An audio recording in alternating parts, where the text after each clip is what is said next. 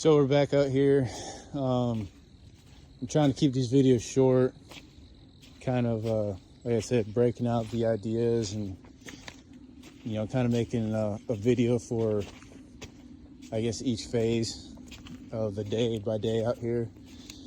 Like I said, it's Thanksgiving, rain this morning. I'm still walking up the driveway. As you see, it's not quite straight. When I came through, I was just trying to get a straight path through here. We bought the property. It was fully wooded. None of this was here. And my wife was, I think she was a little nervous, I guess, about the amount of work. And I think she was really trying to get somebody to come out here and do most of this, and I had a pretty good idea that it was going to be outrageously expensive. So I grew up kind of doing a lot of this type of work, learning from my dad. So I told her, what the hell, just let me get out there with a chainsaw and I guess a head full of ideas and see what I can get figured out. So this is a back pasture here. As you can tell, we got a couple different piles of brush going. It's been pretty hectic trying to figure out what we're going to do with all this. Calling, seeing how much mulching is. We've had a couple people out here and we've described to them what we'd like to do with the property as far as the driveway coming in. Right here, what you're looking at is the back of the house pad. Once I cut that path coming in and I could get a skid steer in here, I just started getting after it with the chainsaw, my truck, a skid steer, and I'm trying to pull what stumps I can. Some of these smaller ones here, they're not too bad. I can push the tops of them with a skid steer and then pulling those roots out. It's not so bad, but like these bigger ones here, I think that dang thing had like 6 trees in it. So those we're not really gonna mess with. We're gonna have somebody come out with an excavator and pull those out because that is in the house pad, and we don't want, obviously you don't want no roots or nothing trying to grow back once you lay your slab down. So for that area, I'll probably handle most of that myself, minus the larger stumps. But what you're looking at right now, you see this tape out here. I had went and up front, I had stepped off from where I'd like the center of my driveway to be at, and made my mark.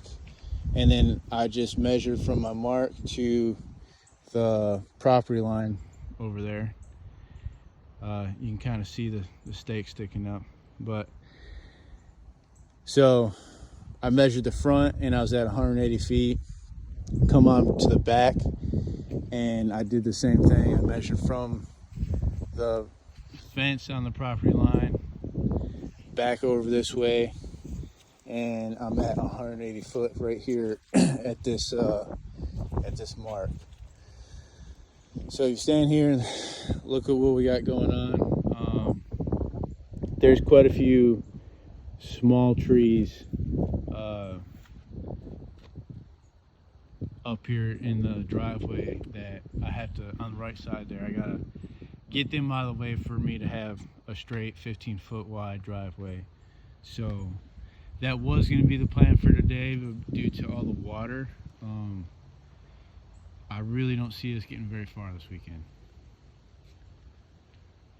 So we'll measure this out. I might weld some of that culvert together. And just a while ago, I came out, and this is going to be, this is my tent. This is kind of how we're living until I get everything established where I can pull this fifth wheel out here.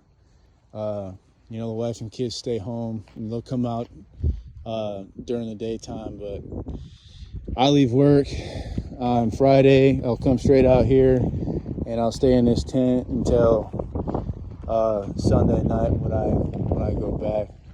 I'll stay out here. That way I'm up at sunrise, getting after it, trying to get some work done.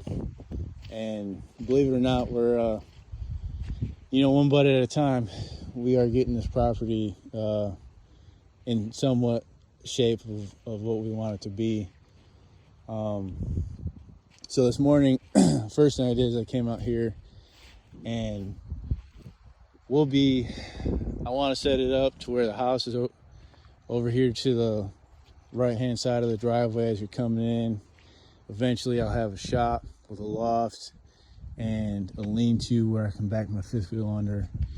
But first, before all that happens, we will have power and septic and a well put in, and then I'll be bringing my fifth wheel out here.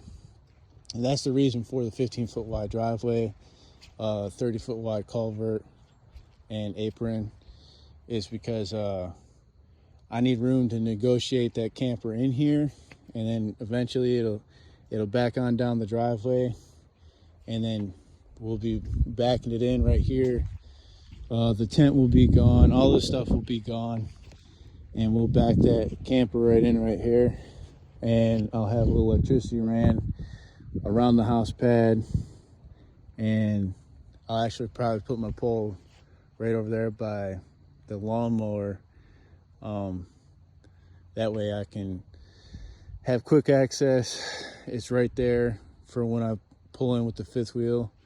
And then, like I said, eventually the shop will go right here to the left of what I've lined out.